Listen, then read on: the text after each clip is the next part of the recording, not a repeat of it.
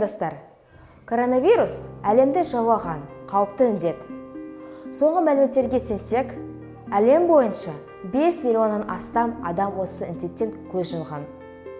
COVID-19 індеті алғаш анықталған күннен бастап өте жылдам тарады. Сол себепті 2020 жылы дүниежүзілік денсаулық сақтау ұйымы бүкіл әлемдік пандемия жариялады.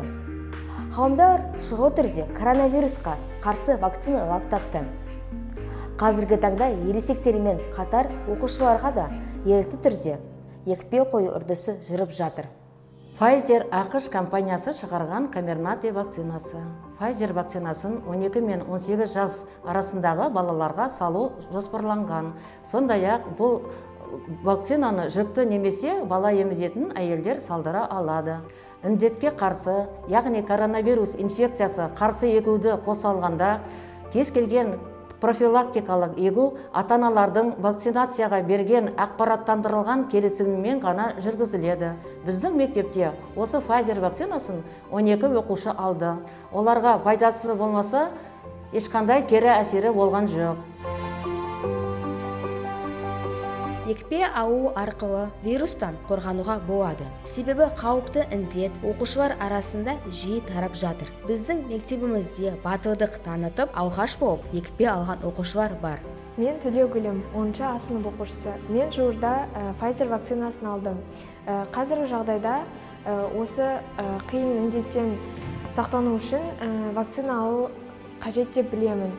Вакцина алу шешімімді мен ата-аналарыма айттым. Менің ата-аналарым қарсы болған жоқ.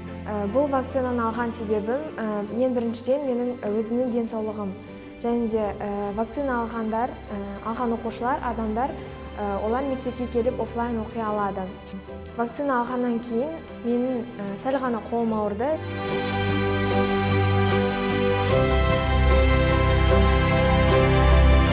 Нөмір 3 Бескөл орта мектебінде екпе қойдыруға ниетті оқушылардың саны күн санап артып келеді. Себебі ата-аналар бұл мәселеге өте қатты көңіл бөледі. Және екпе алу бұл қауіпті індетті жоюдың төте жолы екенін жақсы түсінеді. Ребенок наш заканчивает 9 класс.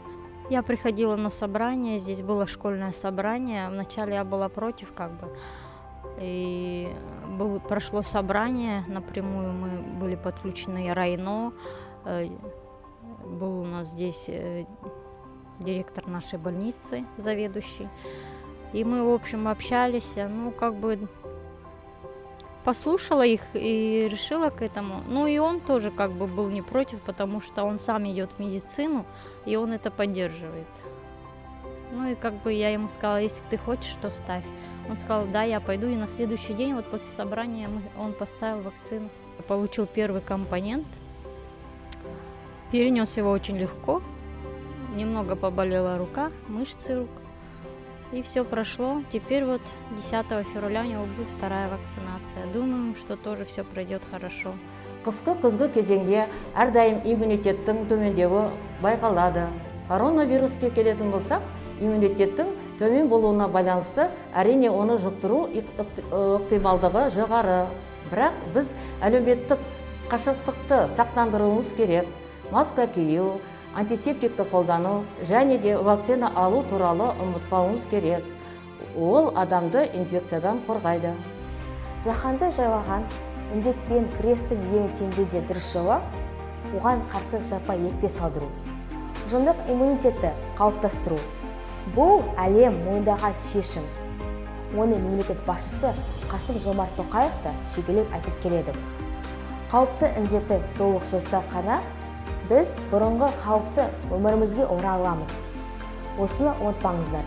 Сіздермен болған Қоңырбаева Қайырке арнайы мектеп телестудиясы үшін.